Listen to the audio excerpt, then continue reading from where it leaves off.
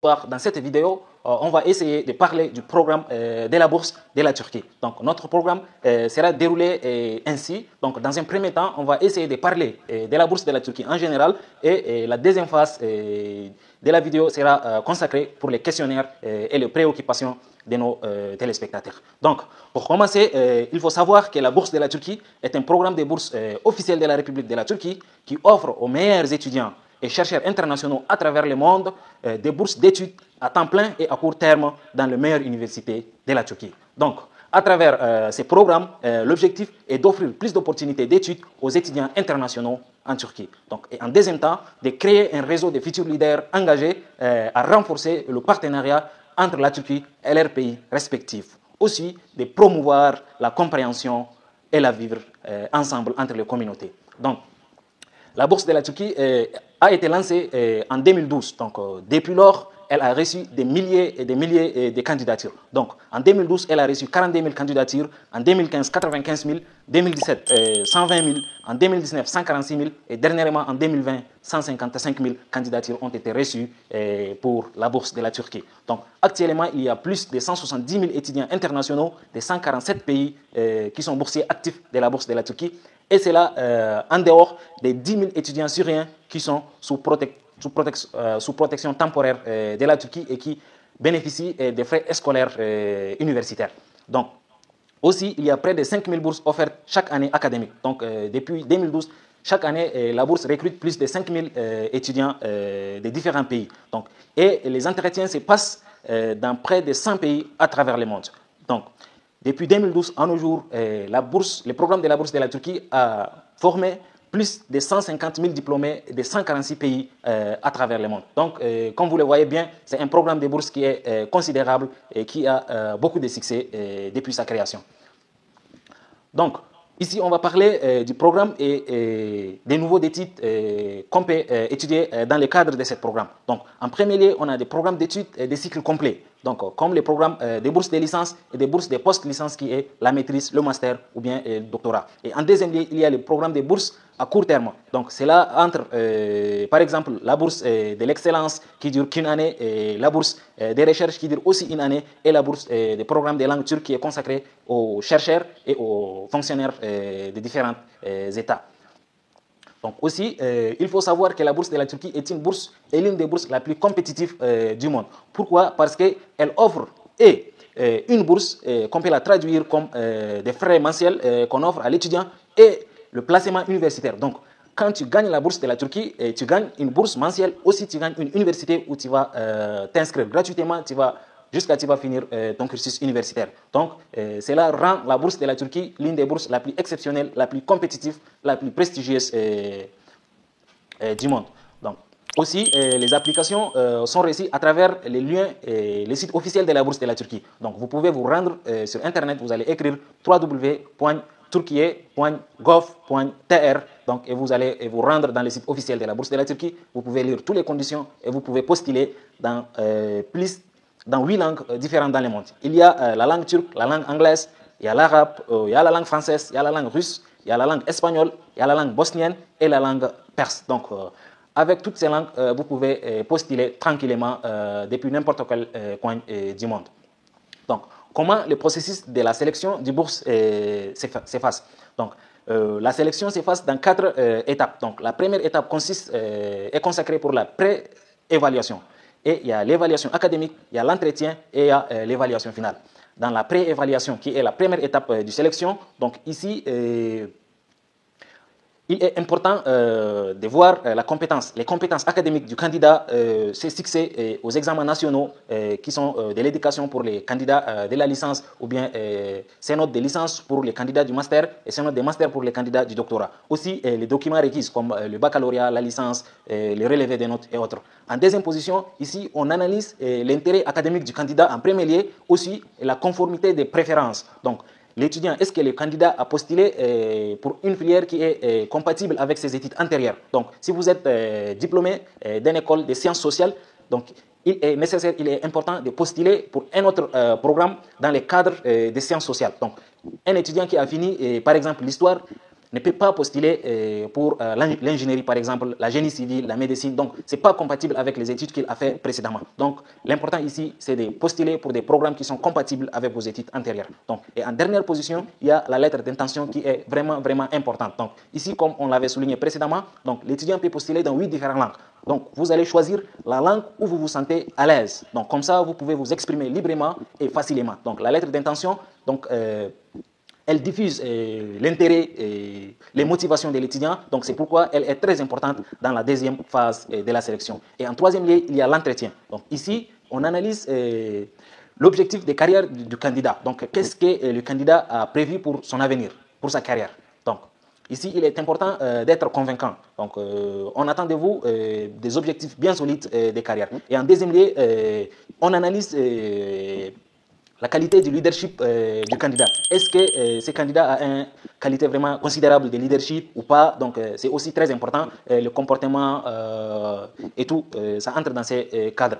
Aussi, le troisième et le point le plus important de cette phase, c'est la volonté, l'engagement de retour au pays d'origine du candidat. Donc, ici, l'intervieweur cherche par tout moyen à savoir est-ce que vous avez l'intention de retourner chez vous après vos études. Donc, parce que la bourse de la Turquie, comme nous l'avons décrit précédemment, donc, elle promouvoit le partenariat et le vivre ensemble, le développement mutuel de la Turquie avec le pays des candidats respectifs. Donc, c'est pourquoi il est important que l'étudiant, après ses études, rentre chez soi pour servir son pays. Donc, ça aussi, c'est très important dans cette phase. Et dans la phase finale, l'évaluation finale, donc, on voit les contingents universitaires. Parce que, comme on l'avait prévu, c'est un programme de bourse qui est compétitif. Il y a plus de 155 000. L'année dernière, il y a 155 000 candidats à travers le monde. Donc, les contingents sont limités, sont vraiment très compétitifs. Il faut avoir beaucoup de moyens pour être accepté dans les universités. Donc, on voit ici les contingents universitaires, donc la sélection parmi les candidats. Donc, dans le département que tu as choisi, certainement, il y aura d'autres candidats aussi. Donc, parmi ces candidats-là, on va voir ta position aussi. Et en dernier lieu, on a l'admissibilité générale des candidats au programme des bourses. Donc, le processus de sélection se résume en quelque sorte comme suit. Après ça, on a les conditions de base de la bourse de la Turquie. Donc, les conditions de base, la condition de base, c'est défini en deux parties. Donc, la première partie, le base concernant l'académie et la deuxième partie concernant l'âge. Donc, pour les candidats de la licence, ils ne doivent pas dépasser les 21 ans et doivent avoir une note qui est au moins égale à 70% de la moyenne générale. Par exemple, dans un système de notation pour cent, les candidats doivent avoir au moins 70 pour entrer en compétition. Cela ne détermine pas que vous êtes déjà accepté dans la bourse de la Turquie ou quoi. Non, cela vous permet d'entrer en compétition avec les autres candidats à travers le monde. Donc, pour les candidats des masters et des doctorats, il faut avoir au moins une moyenne de 75% de notation. Et votre âge ne doit pas dépasser le 30 ans pour ceux de la licence et 35 ans pour ceux du master. Et concernant la bourse des recherches, donc le candidat ne doit pas avoir un âge plus de 45 ans. Donc c'est en quelque sorte comme ça. Et il y a un point aussi à préciser pour les candidats qui optent pour la médecine ou bien la pharmacie. Bon, en général, les sciences de santé, donc il faut avoir au moins une moyenne de 90%. Donc, c'est-à-dire, sur un système de notation de 100, il faut avoir au moins 90 pour entrer en compétition avec les autres candidats.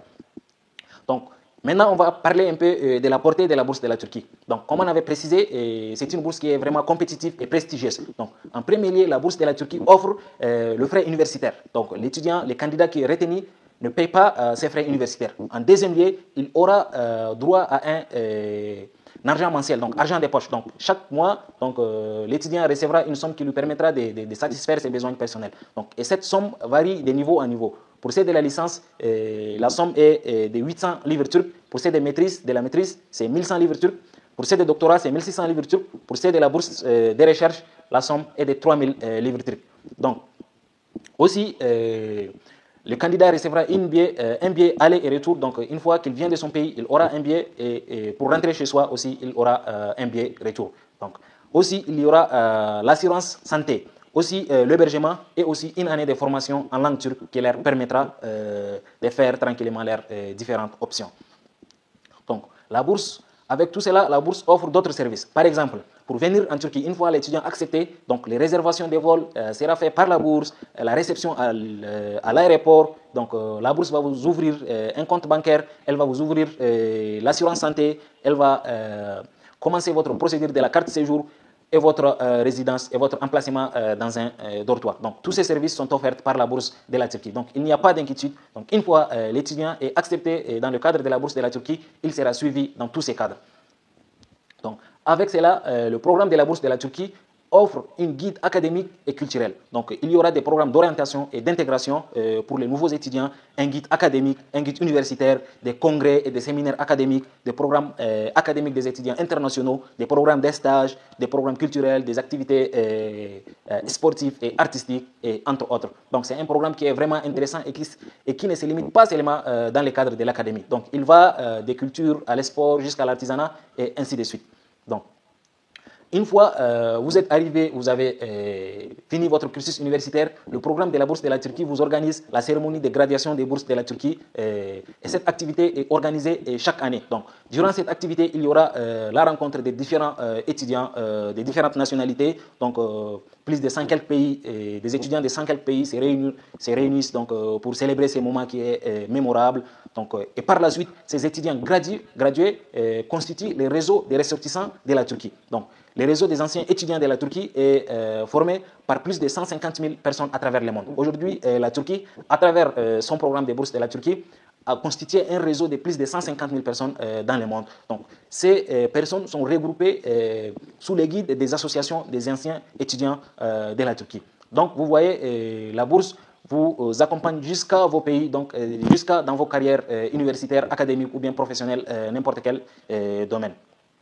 Donc, pour l'année 2021, pour le compte de l'année 2021, les dates de l'application est du 10 janvier 2020 au 20 février 2021. Donc, cela veut dire que la bourse est déjà en cours, donc, et ça continue jusqu'au 20 février 2021. Si vous êtes intéressé par la bourse, si vous voulez étudier dans une des universités les plus prestigieuses du monde de la Turquie, si vous voulez étudier dans des conditions aisé, donc vous avez la bourse de la Turquie, n'hésitez pas à postuler. Donc, et les applications sont acceptées pour tous les niveaux, le master, le doctorat, la maîtrise, donc pour la bourse de la recherche. Actuellement, c'est ouvert. Et vous pouvez aussi trouver les dates des applications des programmes de bourse à court terme, tels que le programme de bourse de recherche et CATIP qui est consacré pour la langue, donc dans le site web de la bourse de la Turquie qui est www.turquie.gov.tr. Aussi, il faut savoir que toutes les demandes sont faites à travers l'Internet, à travers les sites officiels de la bourse de la Turquie. Les demandes faites en main ou par courrier ne sont pas prises en considération et seront purement et simplement rejetées. Aussi, l'application est gratuite partout dans le monde. Donc, ici, on a déjà fini en quelque sorte avec la phase de la présentation de la bourse de la Turquie. Donc, on va voir s'il y a des questions. On va essayer de répondre au questionnaire.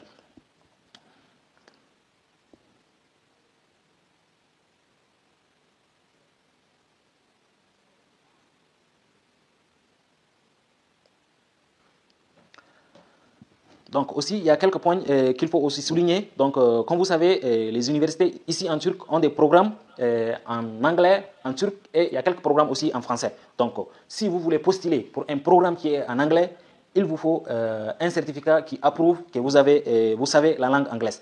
Et c'est là, même si vous êtes diplômé d'une université ou bien d'une école qui a un système d'enseignement ou d'éducation en anglais. Cela regroupe, même si vous êtes un natif anglais, il vous faut un langue, un TOEFL ou IELTS pour postuler pour un programme en langue anglaise. En deuxième lieu, il faut, pendant le choix des filières, il faut choisir des filières qui sont compatibles avec vos études et entre elles-mêmes. Donc, un étudiant, un candidat ne peut pas choisir la génie civile et la médecine et les relations internationales. Ce candidat, par exemple, sera purement et simplement disqualifié parce qu'il ne sait pas ce qu'il veut. Donc, il faut être très malin sur ces points et choisir des filières qui sont compatibles entre elles et compatibles avec vos études que vous avez fait précédemment. Donc, dans la phase de sélection des filières et des villes, donc vous avez jusqu'à 13 choix. Donc, l'important est de choisir différentes villes et différentes universités. Donc, combien l'étudiant, les candidats choisissent différentes villes et différentes filières, sa chance augmente. Donc, pour les candidats de la licence ils n'ont que 50%. Donc, ils peuvent choisir la ville d'Ankara et d'Istanbul que 50% de leur choix. C'est-à-dire, ils peuvent choisir que 6 universités de la Turquie, d'Istanbul ou d'Ankara. Donc, les autres, ils sont forcés à choisir d'autres villes. Donc, par exemple, il y a Kayseri, il y a Konya, il y a ainsi de suite. Donc, il faut essayer de diversifier vos choix pour augmenter vos chances de réussite. Donc, aussi, pendant l'application, il n'est pas obligatoire que vous traduisez vos diplômes en langue turque. Donc, vous pouvez postuler avec vos diplômes originaux. Donc, directement, ils seront analysés et pris en considération. Aussi, tous les candidats retenus pour la bourse de la Turquie doivent passer une année de préparation de la langue turque. Même si vous êtes admis pour un programme en langue anglaise et que vous avez un certificat de langue anglaise, vous êtes obligé à passer une année de formation de la langue turque. Cela vous permet de vous familiariser avec les milieux turcs, avec l'entourage. Donc la langue turque vous permet de vivre, de passer votre séjour à Ankara facilement. Donc même si vous êtes admis dans un programme en anglais, la langue turque est vraiment importante. Parce que vous vivez en Turquie, donc il est nécessaire de savoir la langue turque. Donc maintenant, on va voir les questionnaires.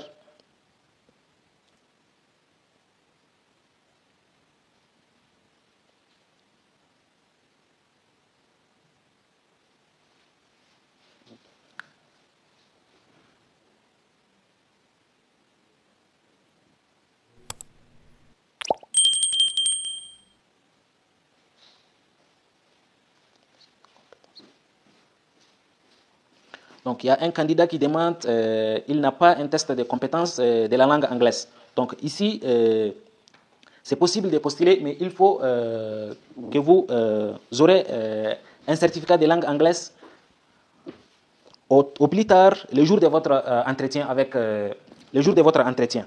Donc, les gens qui ont déjà réponse.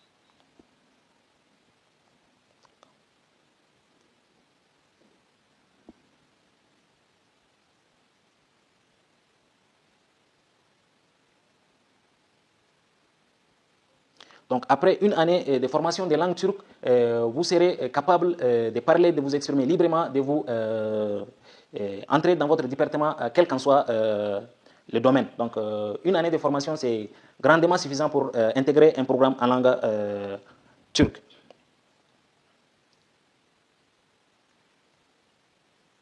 Donc, le nombre n'est pas limité.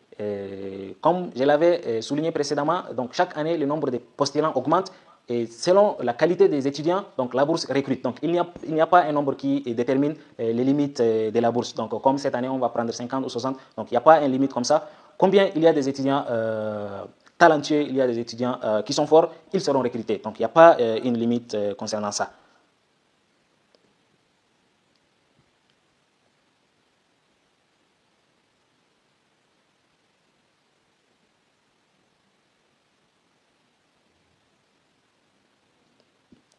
Aussi, tous les étudiants sont pris de passer une année de langue turque. Donc, même si vous êtes admis dans un programme de langue anglaise, donc vous êtes forcé à apprendre la langue turque. Donc, comme je l'avais expliqué, donc cela vous permet de mieux vivre dans le milieu turc. Donc, vous vivez ici en Turquie, donc vous êtes en quelque sorte obligé d'étudier la langue, de connaître la langue turque, autant pour moi. Donc, c'est très important d'apprendre la langue turque. Et c'est vraiment quelque chose de bon. Vous aurez l'occasion de vous rencontrer avec plusieurs autres nationalités. Donc, comme c'est la langue turque, donc vous serez que des étudiants internationaux. Donc, il n'y a pas des étudiants turcs.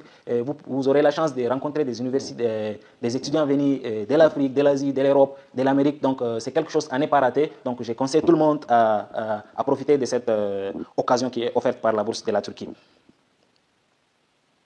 Donc, les inscriptions, c'est pour quand il y a un candidat qui demande. Donc, c'est déjà ouvert. C'est ouvert depuis le 10 janvier et ça continue jusqu'au 20 février 2021. Donc, vous pouvez directement vous rendre dans le site officiel de la Bourse de la Turquie et vous pouvez directement postuler. Donc, je les souligne une fois de plus, c'est turkiyeburslari.gov.tr. Donc, c'est le site officiel de la Bourse de la Turquie. L'application est gratuite et c'est disponible en 8 différentes langues. Donc, il y a la langue française, il y a l'anglais, il y a l'espagnol, il y a l'arabe, il y a la langue russe, il y a la langue perse et ainsi de suite. Donc, vous pouvez postuler avec la langue qui est facile pour vous. Donc, comme je l'avais expliqué, il y a différentes nationalités, donc de partout dans le monde, de l'Amérique, de l'Afrique, de l'Asie, de l'Europe. Donc, il n'y a pas une limite une limite qui détermine dans quel pays où tu es et de quelle nationalité tu es. Donc, tu peux postuler depuis n'importe quel pays. Donc, c'est ouvert à tout le monde. Donc, des conseils sur la lettre d'intention. Donc, la lettre d'intention doit être quelque chose qui est original, qui est original à vous. Donc, il faut exprimer vous-même. Ne cherchez pas à copier quelque chose depuis l'Internet et le coller et tout. Donc, exprimez-vous vous-même.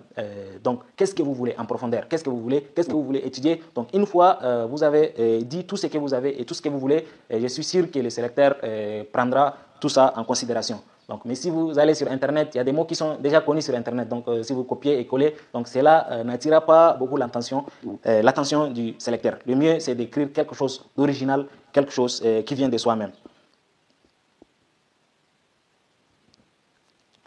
Donc, comme je l'avais précisé, donc il y a étape par étape. Donc, le 20 février, c'est la date de clôture des applications. Donc, après cela, il y aura la deuxième phase qui est la pré-évaluation. Il y aura la troisième phase qui est réservée pour l'entretien et la quatrième phase pour l'analyse finale. Donc, une fois la première phase, la pré-évaluation, si vous avez passé cette étape, vous aurez un email donc, qui vous déterminera le lieu et la date du rencontre. Donc, vous allez vous rendre.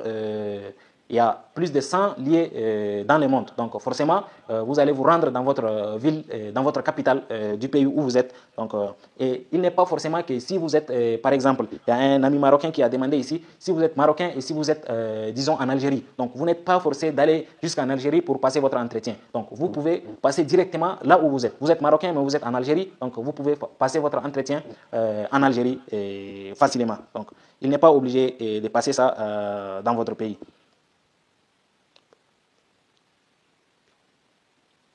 Donc, il y a une personne qui demande si je suis prise pour les masters, aurais-je la possibilité de renouveler ma bourse pour les PhD? Si oui, quelles sont les conditions? Donc, la bourse ne limite pas, il n'y a pas une condition qui dit que les étudiants qui ont reçu une bourse pour les masters ne peuvent pas avoir pour les doctorats. Donc, si vous avez reçu une bourse pour le master, donc une fois vous avez fini vos études, donc si vous avez une note excellente, si vous répondez à toutes les conditions, donc vous serez directement traité comme tous les autres étudiants. Donc il n'y a pas une exception dans cela. Donc il suffit juste d'être à jour dans les activités que la bourse organise. Donc et votre chance même peut-être plus que les autres candidats. Donc, vous êtes déjà actif. Une fois, la bourse vous connaît déjà, elle connaît vos capacités, elle connaît vos savoir-faire. Donc, c'est encore plus facile que d'être un nouveau étudiant.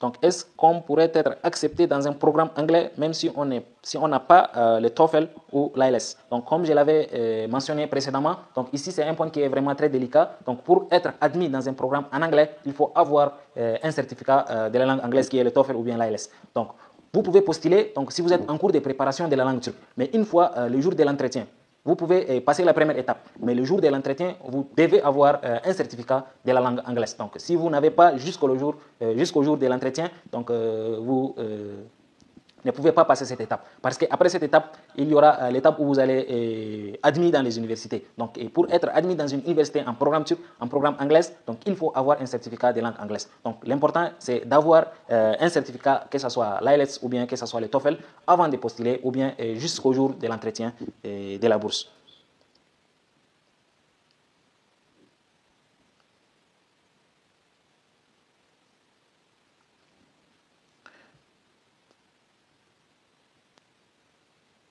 Donc, il y a des questions qu'on a déjà répondu et qui se renouvellent. Donc, la bourse de la Turquie, ce n'est pas une bourse qui couvre simplement les frais universitaires. Donc, on l'avait souligné précédemment, elle a plusieurs autres services, à savoir l'assurance santé. Elle donne aux étudiants des frais mensuels, donc l'argent des poches avec lesquels ils peuvent satisfaire leurs besoins personnels.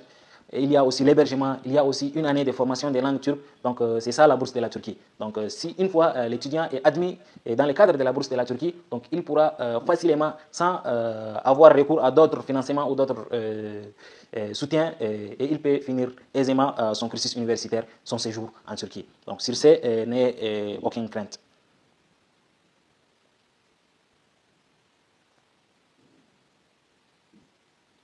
Oui, le 20 février, c'est la date de clôture des applications. Donc, les résultats seront publiés précédemment. Donc, il y aura trois autres étapes après le résultat final. Donc, il y aura une étape de préévaluation. Donc, et après cela, il y aura une autre étape réservée pour l'entretien. Et après ça, il y aura une autre étape qui est pour l'évaluation finale. Donc, toutes ces étapes vous seront publiées ultérieurement, ainsi de suite. Il suffit juste d'être actif sur les réseaux sociaux de la Bourse de la Turquie.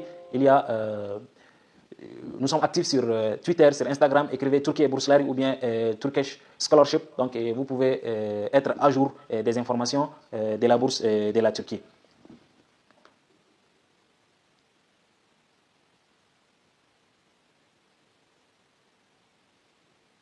Bon, combien d'étudiants sont acceptés à cette année 2021 de bourse? Donc, comme je l'avais dit, le nombre n'est pas limité. Donc, combien il y a des étudiants qui sont talentueux, qui sont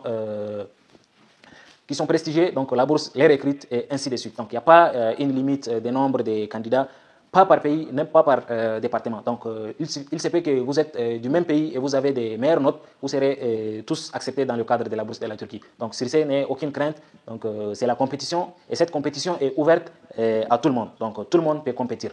Donc, c'est les notes, c'est les compétences qui comptent dans la bourse. Il n'y a pas une limite et ainsi de suite. Pour les étudiants qui ont déjà les certificats de la langue turque, il suffit juste de les présenter le jour de l'entretien si vous passez la première étape. Donc, et vous serez, une fois que vous êtes accepté dans le cadre de la bourse de la Turquie, vous allez commencer directement la première année dans votre département ou bien dans votre institut où vous êtes accepté. Donc, si vous avez un certificat de langue turque, donc, vous n'êtes pas forcé de suivre une autre année de préparation de la langue turque. Donc, et ce programme est conçu pour les étudiants qui ne sont pas encore dans des programmes d'études. Donc, si vous êtes étudiant quelque part, donc, sur ces points, vos chances sont déjà minces. Parce que la bourse vise à augmenter le nombre des étudiants et à donner des opportunités pour les étudiants qui ne sont pas dans des programmes d'études. Donc, si vous êtes déjà dans un programme d'études, donc, vous n'êtes pas exclu, mais vos chances sont un peu minces. Le mieux, c'est d'appliquer à temps. Donc, si vous êtes au lycée, si vous êtes aux dernières années de lycée, si vous êtes diplômé de licence ou bien de master, il faut postuler l'année même, vous êtes gradué.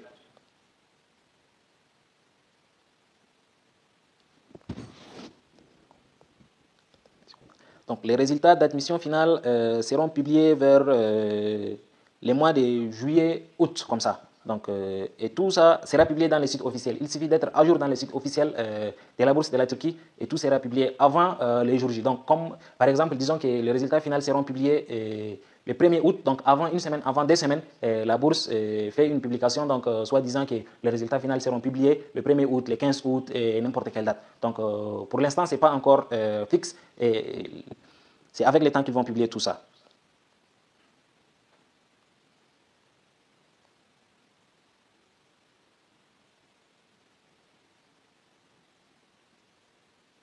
Oui, vous pouvez être accepté dans un programme en langue anglaise comme en langue turque. Donc, c'est votre choix. Si vous voulez étudier dans un programme en langue anglaise, vous pouvez. Il suffit juste d'avoir un certificat de TOEFL d'IELTS. Donc, c'est ouvert à tout le monde.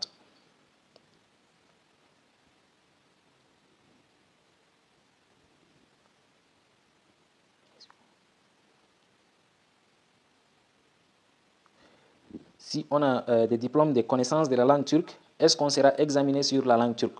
Donc, si votre diplôme est délivré depuis une université, donc vous ne passerez pas le test de reconnaissance de la langue turque. Mais si votre diplôme vient des centres de formation qui sont un peu partout, des centres privés et autres, il se peut que l'université vous forcera à passer un test de connaissance de la langue turque. Donc, sur ces points, si vous avez déjà une année, donc les examens ne sont pas tellement difficiles, donc vous pouvez simplement passer, même si on vous soumet à un autre examen de langue. Donc, ce n'est pas difficile. Mais si vous avez un certificat qui vient d'une université, donc ils vont l'accepter directement. La majeure des universités l'acceptent. Donc, excepté quelques universités. Donc, et ces universités-là même, vous pouvez passer le test et vous allez passer directement dans votre département ou bien dans votre institut.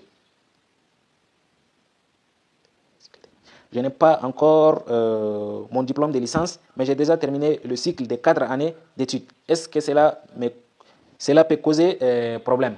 Non, cela ne causera aucun problème. Vous pouvez postuler, donc il suffit de le justifier que vous êtes déjà en dernière année et que vous êtes déjà en phase d'être gradué. Donc jusqu'au jour de l'entretien, il faut que vous montrez des documents qui montrent que vous êtes en dernière année. Donc, le jour de l'entretien, le sélecteur va examiner vos relevés de notes et ainsi de suite. Si vous avez le potentiel d'être gradué sur cette même année, donc ils vous donneront la chance et ils vous traiteront comme tous les autres candidats. Donc, vous êtes en dernière année, vous pouvez directement postuler. Il suffit que vous devez finir cette année même là. Donc, c'est ça l'important.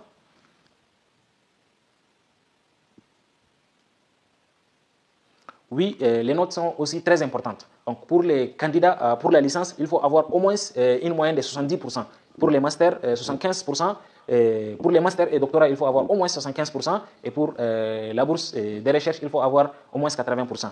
Pour les candidats qui optent pour les sciences de santé, la médecine, la dentisterie ou bien la pharmacie, il faut avoir au moins 90%. Et ces pourcentages, c'est pour entrer en compétition. Cela ne dit pas que si vous avez 70%, vous êtes admis dans un programme de licence, ou bien si vous avez 75%, vous êtes admis pour le master ou bien le doctorat. Si vous avez une note qui est au-dessus de ça, vous ne serez pas pris en considération. Vous pouvez postuler, mais vous ne serez pas pris en considération. Donc pour postuler, il faut s'assurer que vous avez la moyenne exigée. Donc une fois que vous avez la moyenne exigée, vous allez entrer en compétition. Donc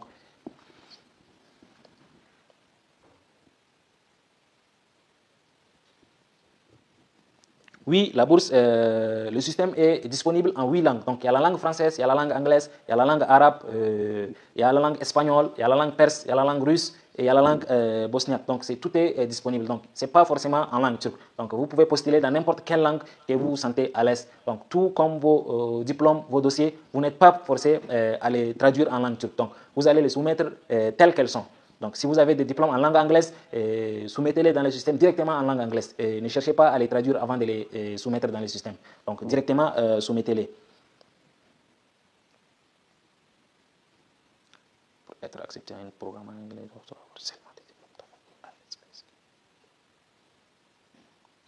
oui, pour être accepté dans un programme en anglais, les conditions ne sont pas seulement le TOEFL ou bien l'IELTS. Tous les autres diplômes de l'anglais qui sont acceptés internationalement ou bien acceptés nationalement ici en Turquie sont valables. Il se peut que ce soit des certificats d'anglais universitaires ou bien des centres de langue. Si ces certificats a la validité, donc c'est acceptable. Il se peut que l'université va vous faire un test pour voir votre niveau d'anglais. Donc, tout est possible. Ce n'est pas forcément l'IELTS ou bien le TOEFL. Donc, c'est ça. Donc, pour postuler à la médecine, donc c'est vos points et vos chances. Donc, il faut avoir au moins une moyenne de 90%. Et ces 90% vous permet d'entrer en compétition avec les autres candidats. Donc, pour la médecine, il faut avoir de fortes moyennes. Donc, un 95, un 98 pour être vraiment au top et être sélectionné parmi tous ces autres candidats. Parce qu'il y a beaucoup de demandes pour la bourse de la médecine. Donc, pour cela, il faut être vraiment, il faut avoir vraiment une meilleure note. Donc, il y a une question qui est vraiment très pertinente. Quelles sont les erreurs majeures dans le système de postulation qui peuvent causer un rejet du candidat? Donc, parmi les erreurs majeures, je peux souligner la compatibilité des filières choisies par l'étudiant. Donc, si le candidat choisit, par exemple, la génie civile, la médecine et les relations internationales, ce n'est pas compatible entre elles. La science sociale, la science humaine, ou bien la science santé et la science. Donc, ce n'est pas compatible. Il faut choisir des filières qui sont compatibles. Si tu es gradué d'une école ou bien d'un établissement de sciences sociales, il faut choisir des filières qui sont compatibles avec tout ça. Donc, et quand tu choisis les relations internationales, il faut choisir d'autres filières qui vont avec les relations internationales. La science politique, l'administration, le business et ainsi de suite. Donc, si tu choisis les relations internationales, tu ne peux pas choisir la génie civile. Et si tu choisis la génie civile, tu peux choisir l'électricité ou bien la mécatronie, la génie mécanique. Donc, ces-là vont ensemble, mais il ne faut pas confondre des choses de différentes cases. Donc c'est important. Et une autre chose aussi, il ne faut pas se focaliser sur les grandes villes de la Turquie. Donc cela réduira vos chances de réussir dans la bourse. Donc peut-être tu peux choisir une université d'Istanbul, une autre d'Ankara, une autre d'Izmir. Donc il faut essayer de diversifier les choses. Mais si vous vous focalisez dans une même ville, donc vos chances réduiront et vous pouvez ne pas être admis dans le programme de la bourse de la Turquie.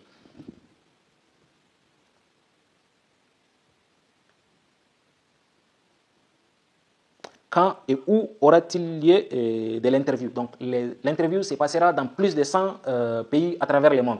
Donc, une fois que vous avez complété votre candidature, il y a une fenêtre pour le choix du lieu et de l'entretien. Donc, vous allez choisir les pays où vous êtes ou bien les pays les plus proches de vous. Donc, n'importe où vous êtes, donc choisissez les pays où vous êtes et vous allez passer directement à l'entretien. Il n'est pas obligé de passer l'entretien en Turquie ou bien dans votre pays d'origine. Donc vous êtes d'une nationalité A et vous êtes dans un pays B. Donc vous pouvez simplement passer l'entretien dans le pays où vous résidez, dans le pays B. Donc il n'est pas forcé de passer et de changer de pays pour l'entretien. Si au cas où le pays où vous êtes n'a pas un centre d'entretien, donc là vous êtes obligé de passer dans un autre pays pour passer l'entretien.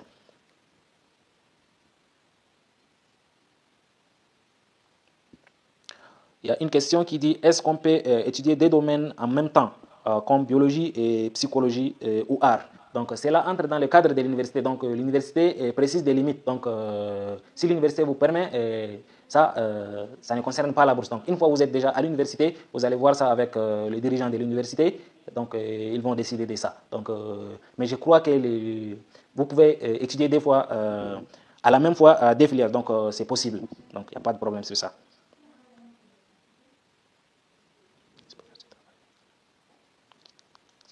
Il y a une question qui dit, et pour les remplissements de l'expérience du travail, euh, est-ce que cela a de l'influence sur la candidature de l'étudiant? Donc, si vous êtes candidat pour une bourse de licence, donc cela forcément dit que vous n'avez pas d'expérience, vu que vous êtes nouvellement gradué du lycée. Donc, sur ce, ne vous inquiétez pas, et même pour les masters et tout, ne vous inquiétez pas. Cette option